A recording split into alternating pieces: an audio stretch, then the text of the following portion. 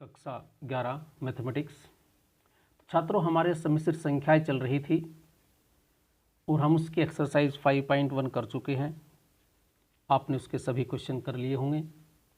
अब हमारा आता है आर्गन्ड प्लेन क्या होता है। जैसे तुमने कार्तीय तल सुना, कार्तीय तल में क्या करते थे हम, जो निर्देशांक होते थे हमारे पास, जो एक्स वाई होते थे, उसमें प्रदर्शित उसको जो हम दो दिशा में जो प्रदर्शित करते बिंदुओं को निरूपण करने के लिए वो कार्तीय तल कहलाता था। जो कॉम्प्लेक्स नंबर जो होता है निरूपण करने के लिए जो हम तल मानते हैं उसे हम आर्गन्ड तल कहते हैं, आर्गन्ड प्लेन बोलते हैं। अब हमें इसका ध्रुवीय निरूपण भी करना है और आपस में कुछ संबंध बताना है। तो छात्रों, हमारे पास एक सम्मिश्र संख्या है z = a + ib। तो देखो छात्रों, ये हमारे पास कहलाता है इसका रियल पार्ट और ये कहलाता है इसके इमेजिनरी पार्ट।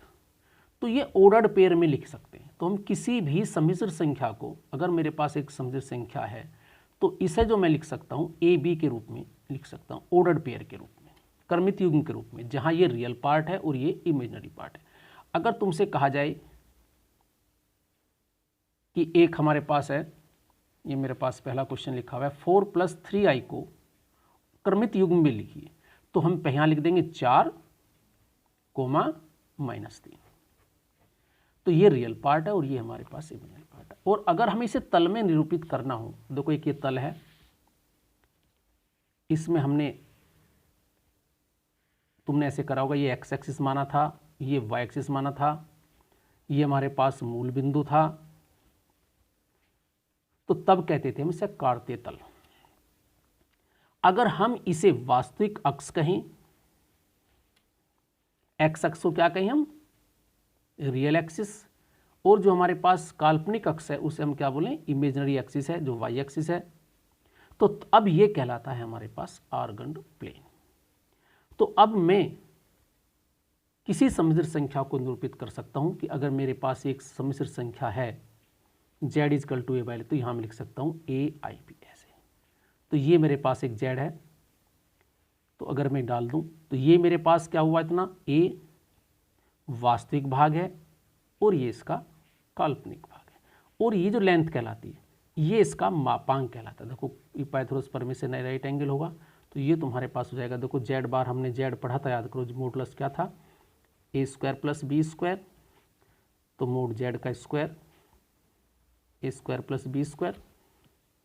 तो ये तुम्हारे पास क्या, पाइथागोरस प्रमेय से a² + b² का स्क्वायर रूट, ये हमारे पास लेंथ आ गई। तो ये हमारे पास इसका मापांक यानी मॉडुलस कहलाता है एक्स।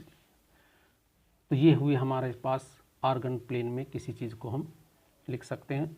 अगर हम कहें इसका जो संयुग्मी होता है, याद करो संयुग्म में हम क्या करते हैं, साइन चेंज कर देते हैं, तो वो उसकी मिरर इमेज होती है। तो इसका संयुग्मी क्या हुआ, a जो इमेजिनरी पार्ट है, केवल उसका साइन चेंज करना तो a - b। तो ये इसका इमेजिनरी होता है, अर्थात प्रतिबिंब, इसका प्रतिबिंब, ये हमारे पास मिरर मान के चलिए वास्तविक अक्ष को, तो जो संयुग्मी होता है वो मिरर इमेज कहलाता है।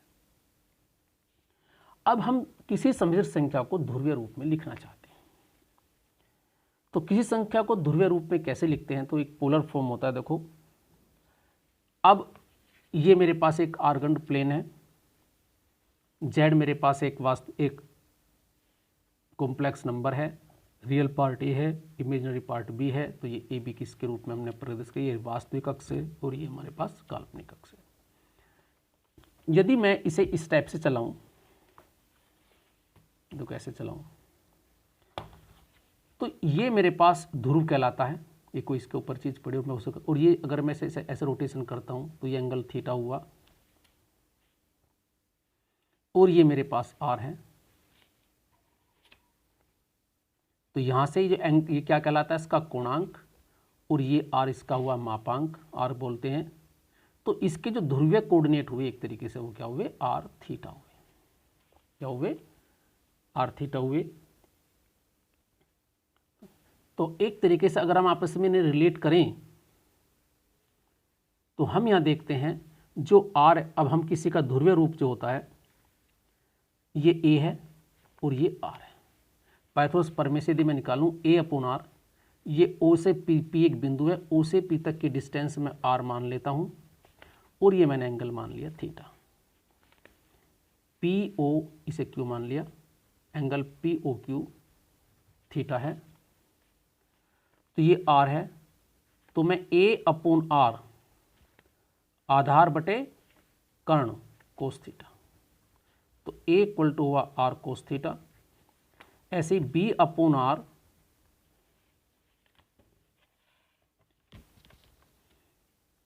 साइन थीटा हो गया, तो B equal to R sine theta. तो ये आपस में रिलेशन हो गया। तो एक तरीके से ये हमारे पास थीटा क्या है, कोणांक है, आर क्या है, मापांक है। तो वास्तविक भाग होता है आर कोस थीटा और काल्पनिक होता है आर साइन थीटा। तो मैं जेड को लिख सकता हूँ, देखो ध्रुवीय रूप में जेड लिखा जा सकता है R cos theta plus I R sine theta, याद कर लें, या इसमें से आर कॉमन ले लें, कोस थीटा प्लस आई साइन थीटा। तो छात्रों ये होता है इसका ध्रुवीय रूप। और यहाँ जो थीटा होता है, अगर थीटा मैं ज्ञात करूँ, देखो टेन थीटा अगर मैं फाइंड करूँ यहाँ से लंब बटे कर्ण, तो टेन थीटा होता है बी अपॉन ए, तो यहाँ थीटा बराबर होता है टेन इनवर्स बी अपॉन ए। तो ये कोणांक कहलाता है इसका, और मापांक इसका आर कहलाता है। यहाँ आर बराबर होगा ए स्क्वायर प्लस बी स्क्वायर, ये जो कि लेंथ है ये मैंने निकाली भी पहले ही, तो आर इक्वल टू। तो अब हम थोड़ा सा समराइज करें, ए प्लस आई बी हमारे पास एक सम्मिश्र संख्या है, ये भी एक सम्मिश्र संख्या ध्रुवीय रूप में है, आर जेड बराबर R cos theta plus sine theta. इनके बीच में जो संबंध है, आर बराबर होता है रूट ए स्क्वायर प्लस बी स्क्वायर और थीटा होता है टेन इनवर्स बी अपॉन ए। वास्तविक भाग नीचे डिनोमिनेटर में और न्यूमरेटर में क्या आएगा, काल्पनिक भाग, काल्पनिक भाग बटे ये हमारे पास वास्तविक भाग, इसका गुणांक है। तो इससे संबंधित अब हम क्वेश्चन करते हैं छात्रों।